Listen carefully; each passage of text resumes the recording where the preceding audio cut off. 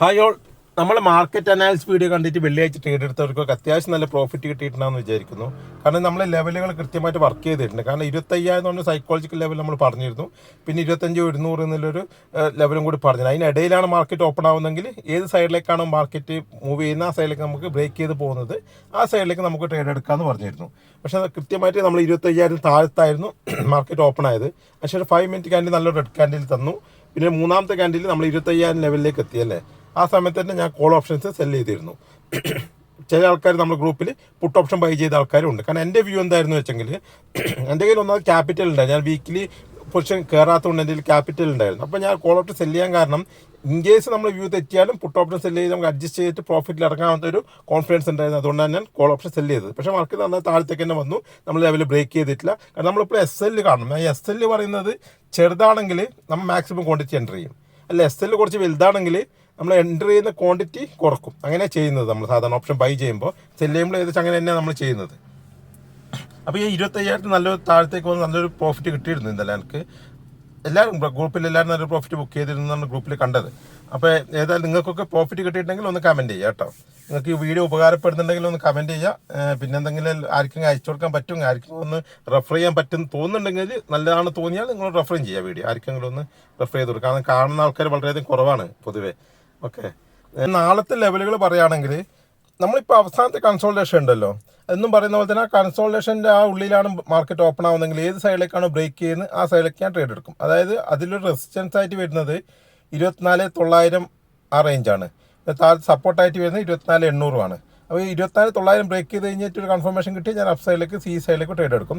അല്ല, side vase opening ആയിട്ട് down സൈഡിലേക്കാണ് വരുന്നതെങ്കിൽ പി സൈഡിലേക്ക് ട്രേഡ് എടുക്കും. പക്ഷേ പി സൈഡിലേക്ക് ട്രേഡ് എടുക്കുമ്പോൾ 24,750 മുതൽ 24,720 വരെയുള്ള റേഞ്ചിലുണ്ടല്ലോ നല്ലൊരു സപ്പോർട്ട് നിൽക്കുന്നുണ്ട്. ആ സപ്പോർട്ടിലേക്ക് ക്വിക്കായിട്ട് എൻട്രി ചെയ്യുകയും ക്വിക്കായിട്ട് എക്സിറ്റ് ചെയ്യുകയും ചെയ്യണം. ആ സപ്പോർട്ടും കൂടി ബ്രേക്ക് ചെയ്താൽ ഞാൻ കൺഫേം ആയിട്ട് പി സൈഡിലേക്ക് ഒരു മൂവ്മെൻറ്റ് ഉണ്ടാവുള്ളൂ. ആ ഹോൾഡ് ചെയ്തിട്ട് നല്ലൊരു ട്രേഡിനെ എടുക്കുന്നുള്ളൂ. കാരണം 24,750 മുതൽ 24,720 വരെ ഒരു നല്ലൊരു സപ്പോർട്ട് ലെവൽ നിൽക്കുന്നുണ്ട് നിഫ്റ്റിക്ക്. അതും കൂടി ബ്രേക്ക് ചെയ്താൽ നിഫ്റ്റി കുറച്ചും കൂടി താഴത്തേക്ക് പോകുന്നതാണ് എൻ്റെ ഒരു വ്യൂ.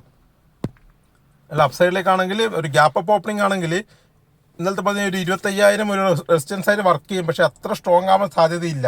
ഇനി ഒരു മുകളിലേക്ക് മൂവ് വന്നു കഴിഞ്ഞാൽ 25,000 ബ്രേക്ക് ചെയ്ത് മുകളിലേക്ക് പോകാനെല്ലാം സാധ്യതയുണ്ട് നിഫ്റ്റിക്ക്. 25,000 അത്രമാത്രം വലിയൊരു റെസിസ്റ്റൻസ് ആയിട്ട് വർക്ക് ചെയ്യുന്ന എനിക്ക് തോന്നുന്നില്ല. അതുകൊണ്ട് ആ ലെവലിൽ നിന്നും ഒരു ട്രേഡ് എടുക്കാൻ ഞാൻ നിൽക്കുന്നില്ല. എങ്കിലും ഒരു ചെറിയൊരു റെസിസ്റ്റൻസ് ആയിട്ട് തന്നെ ഞാൻ അത് കണക്ക് കൂട്ടുന്നുണ്ട്. പക്ഷേ അങ്ങനെ ഒരു വലിയ ട്രേഡ് എൻ്റർ ആവാൻ വേണ്ടി ഞാൻ നിൽക്കുന്നില്ല അതിലേക്ക്. പിന്നീട് റെസിസ്റ്റൻസ് ആയിട്ട് വരുന്നത് 25,150 25,150 ഒരു നല്ല റെസിസ്റ്റൻസ് ഉണ്ട്. അടുത്തേക്കൊക്കെ മാർക്കറ്റ് എത്തുമെന്ന് അറിയില്ല. നാളെ തിങ്കളാഴ്ച ഇപ്പോൾ ഒരുപാട് ഇഷ്യൂസും എല്ലാം.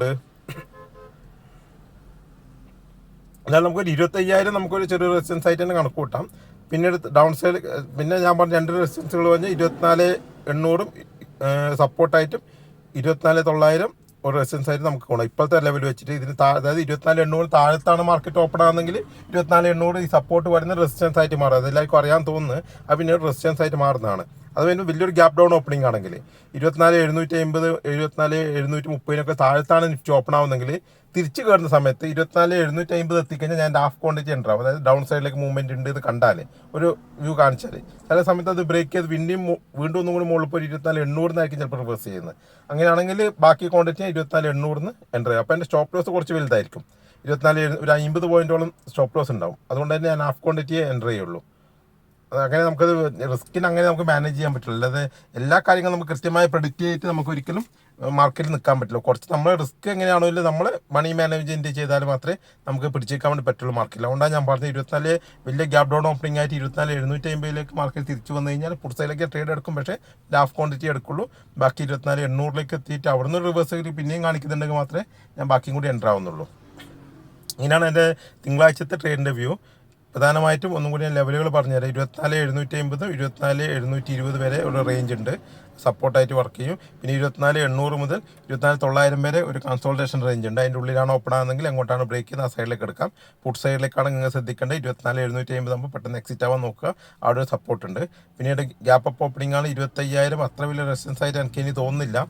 ഓപ്പണിംഗ് കുറച്ച് താഴത്തേക്ക് വന്ന് അത് ബ്രേക്ക് ചെയ്ത് പോകാനാണ് കൂടുതൽ സാധ്യത. അതുകൊണ്ട് ഒരു റെസിസ്റ്റൻസ് ആക്കിയിട്ട് ഞാൻ എടുക്കുന്നില്ല ട്രേഡ്.